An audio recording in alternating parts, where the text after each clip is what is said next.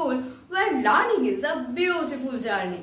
একবার অফিসের মিটিং চলছে, একেবারে যাকে বলে গোল বৈঠক চলছে। কার সাথে কার চলছে কি তুমি সেটা জানো তোমরা? আমি বলে দিচ্ছি, ভার্বের সাথে প্রিপোজিশনের। ভার্বকে প্রিপোজিশন এটাই বললো যে স্যার আপনি একটা জিনিস ভেবে দেখুন, আমরা যদি পরস্পর একত্রিত হয়ে একটা দারুণভাবে প্রজেক্ট উপহার দিতে পারি আমাদের যারা শিক্ষার্থী আছে তাদেরকে, তখন ভার্ব ভেবে চিনতে বললো ওকে, দ্যাটস আ গুড আইডিয়া। তাহলে এমন একটা প্রজেক্ট করা যেতে পারে যেটাতে ইংলিশটা সকলের কাছে খুব সহজও হবে, আবার এক ঢিলে দুই পাখি মারা হবে।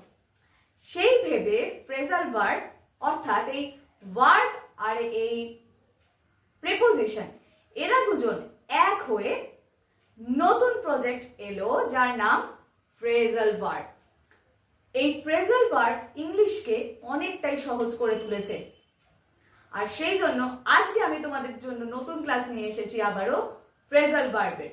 Welcome back to my channel Pratiki Learning School, where learning is a beautiful journey, and if you want to be a part of this beautiful journey, then subscribe my channel and press the bell icon. তাহলে চলো আর বেশি দেরি না করে আজকের ক্লাসটাও শুরু করা যাক। দেখে নি প্রথমটা কি রয়েছে। প্রথম ফ্রেজাল ভার্ব রয়েছে বার্ন আউট। বার্ন আউট, আবারও বলছি বার্ন আউট। বার্ন আউটের মিনিং কি রয়েছে?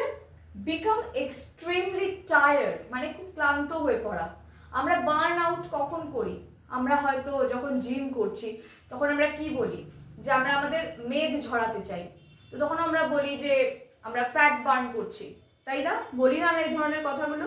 তো এক্স্যাক্টলি বার্ন আউট তখনই হয় যখন আমাদের এনার্জি ড্রেন হয়ে যায়, ঠিক আছে? তো এই ক্ষেত্রে বার্ন আউট মিনিং হচ্ছে এক্সট্রিমলি টায়ার্ড, ঠিক আছে?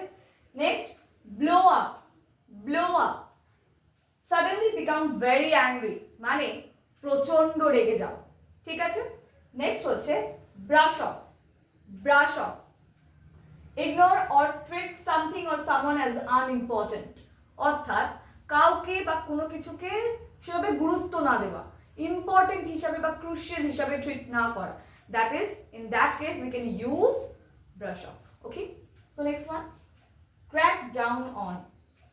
Crack down on means start enforcing rules more strictly।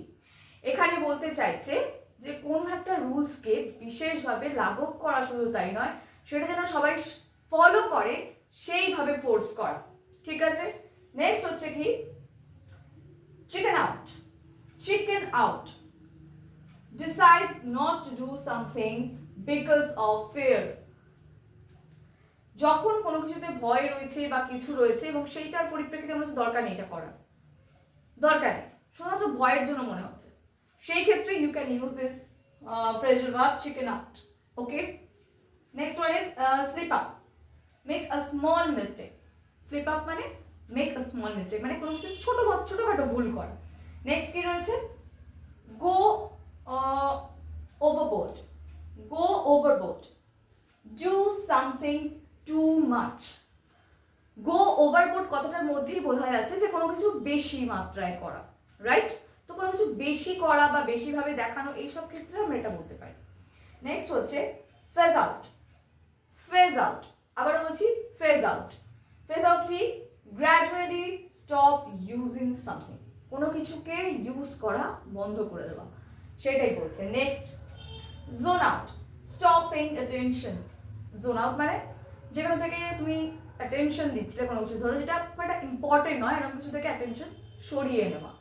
তো এই গেল হচ্ছে মিনিং। এবার চলো আমরা চট করে দেখে নিই এর সেন্টেন্সেস। তোমরা এখানে দেখতে পাচ্ছ যে বেশ কিছু সেন্টেন্স দিয়ে আমি এক্সাম্পল সেট করে দিয়েছি। তোমরা চাইলে এর ওপরে কিন্তু নতুন নতুন সেন্টেন্স আরও তৈরি করতে পারবে, অ্যাজ ওয়েল অ্যাজ এই সেন্টেন্সগুলো তোমরা স্ক্রিনশট তুলে রাখতে পারো, লিখেও রাখতে পারো, তাহলে তোমাদেরই সুবিধা হবে। বোঝা গেল?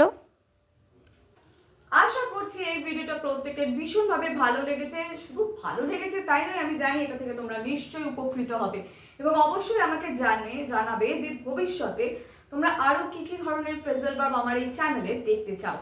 আর যদি বলো তোমরা যে হ্যাঁ এটার ব্যাপারে কোনো তোমরা এক্সাম্পলস ছাড়া একটা এক্সারসাইজ চাইছো, ডেফিনেটলি তোমরা সেটা পাবে। তাহলে আজকের মতন এই পর্যন্তই, দেখা হচ্ছে আবার পরবর্তী ভিডিওতে। ততক্ষণে তুমি ইংলিশ প্র্যাকটিস করতে থাকো।